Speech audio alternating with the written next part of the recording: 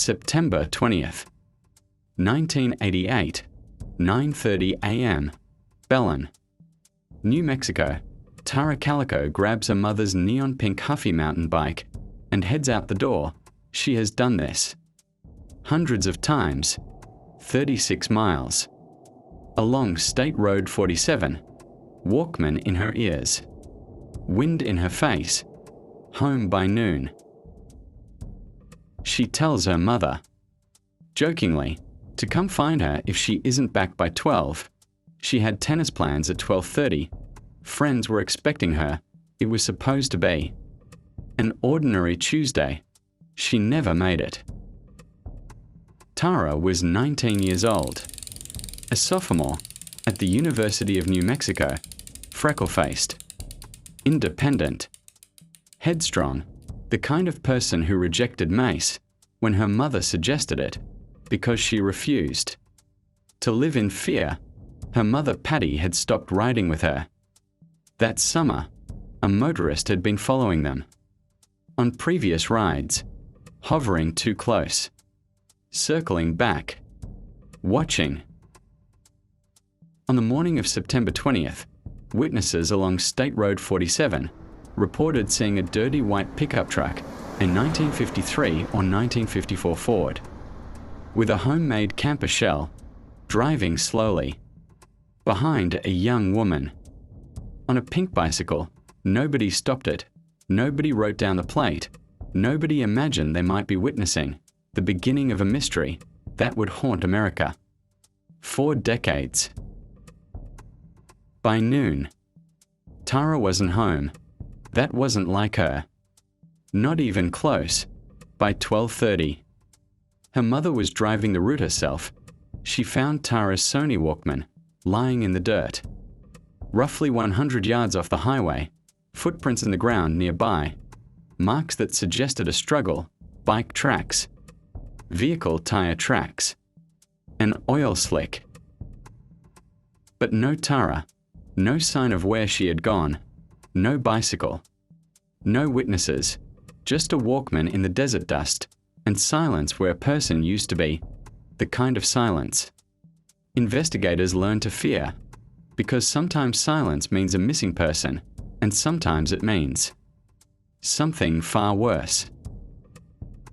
The search that followed was enormous. Her stepfather, John, and her mother, Patty, were eventually deputized so they could conduct their own investigation. They printed thousands of flyers. They appeared on national television. Tara's face was suddenly everywhere. And then, nothing. 9 months passed. No body. No suspect. No answers for most missing person cases. Time is the enemy. Leads fade. Memories blur. Hope begins to die. And then, June 15th, 1989, Port St. Joe, Florida, more than 1,500 miles.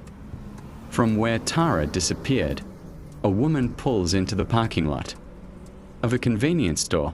She notices a white windowless Toyota van. Parked beside her, a man in his 30s, mustache, watching. She goes inside. A few minutes later, she comes back out. The van is gone, but something has been left behind, something lying face down. On the pavement, where the van had been parked, a Polaroid photograph. She picks it up. At first it looks ordinary. Then she turns it over, and her stomach drops.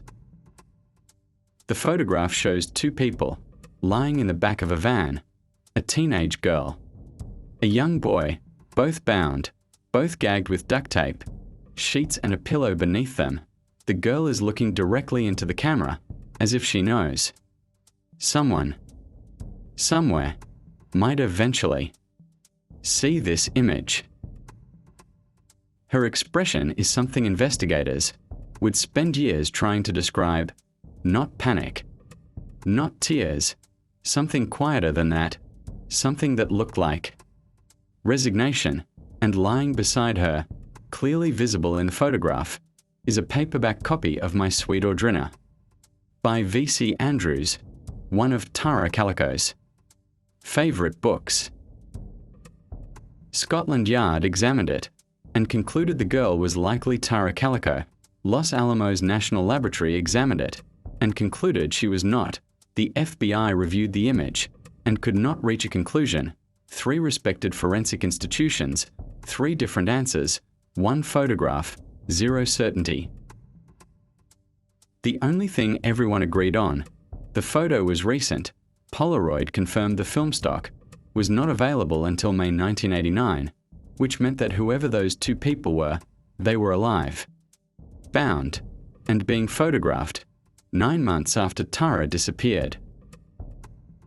The family of a 9-year-old boy, named Michael Henley, saw the photograph on television. His mother looked at the boy in the Polaroid and said she was almost certain it was her son. For a brief and agonizing period, 2 families became connected by a single photograph, both hoping, both terrified. Then, in June 1990, Michael's remains were discovered. In the Zuni Mountains, he had died long before the Polaroid was taken, which meant the boy in the photograph was someone else entirely, another mystery, hidden inside a mystery. In 2008, the Valencia County Sheriff made a statement that stunned everyone. He said 2 local teenagers had accidentally struck Tara with a truck. They panicked. They concealed what happened. He said he knew their names, but without a body. He could not make an arrest. No names were released. No evidence was presented publicly. A promise without proof. An answer without evidence.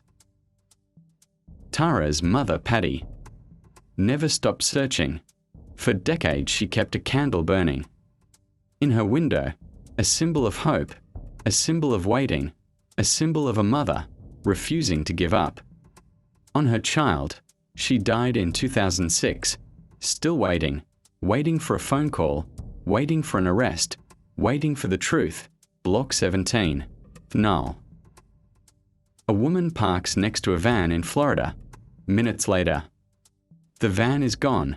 A photograph is left behind, and for more than 3 decades, that single photograph has haunted investigators, divided experts, and tormented a family. Desperate for answers, was the girl in that image really Tara Calico? If not, who was she? And if it was Tara, who was holding the camera? Drop your answer in the comments, subscribe to Rulik Enigmas, and turn on the bell. We follow the cases.